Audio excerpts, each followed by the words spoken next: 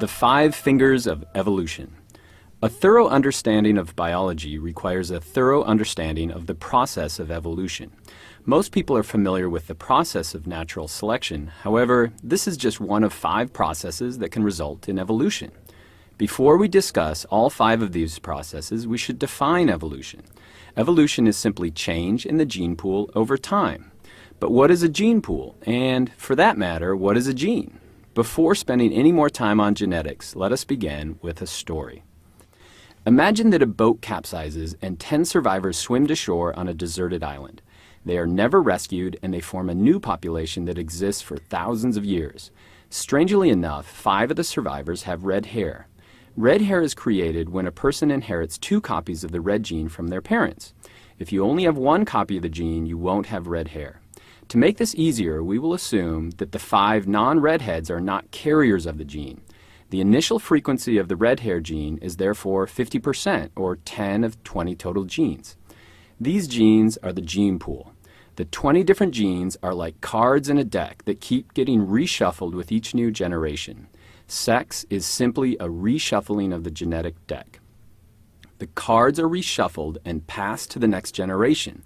The deck remains the same, 50% red. The genes are reshuffled and passed to the next generation. The gene pool remains the same, 50% red. Even though the population may grow in size over time, the frequency should stay at about 50%. If this frequency ever varies, then evolution has occurred. Evolution is simply change in the gene pool over time. Think about it in terms of the cards. If the frequency of the cards in the deck ever changes, evolution has occurred. There are 5 processes that can cause the frequency to change. To remember these processes, we will use the fingers on your hand, starting from the little finger and moving to the thumb. The little finger should remind you that the population can shrink. If the population shrinks, then chance can take over. For example, if only 4 individuals survive an epidemic, then their genes will represent the new gene pool. The next finger is the ring finger. This finger should remind you of mating because a ring represents a couple.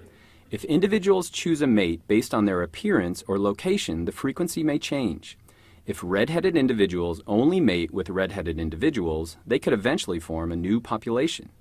If no one ever mates with red-headed individuals, these genes could decrease. The next finger is the middle finger. The M in the middle finger should remind you of the M in the word mutation. If a new gene is added through mutation, it can affect the frequency. Imagine a gene mutation creates a new color of hair. This would obviously change the frequency in the gene pool. The pointer finger should remind you of movement. If new individuals flow into an area or immigrate, the frequency will change. If individuals flow out of an area or emigrate, then the frequency will change. In science, we refer to this movement as gene flow. All 4 of the processes represented by our fingers can cause evolution. Small population size, non-random mating, mutations, and gene flow. However, none of them lead to adaptation. Natural selection is the only process that creates organisms better adapted to their local environment. I use the thumb to remember this process. Nature votes thumbs up for adaptations that will do well in their environment and thumbs down to adaptations that will do poorly. The genes for individuals that are not adapted for their environment will gradually be replaced by those that are better adapted. Red hair is an example of one of these adaptations. Red hair is an advantage in the northern climates because the fair-skinned allowed ancestors to absorb more light and synthesize more vitamin D. Thumbs up. However, this was a disadvantage in the more southern climates where increased UV radiation led to cancer and decreased fertility. Thumbs down. Even the thumb itself is an adaptation formed through the process of natural selection. The evolution that we have described is referred to as microevolution because it refers to a small change. However, this form of evolution may eventually lead to macroevolution or speciation. Every organism on the planet shares ancestry with a single common ancestor. All living organisms on the planet are connected back in time through the process of evolution. Take a look at your own hand. It's an engineering masterpiece that was created by the 5 processes I just described over millions and millions of years. Can you recall the 5 main causes of evolution from memory? If you can't, hit rewind and watch that part again.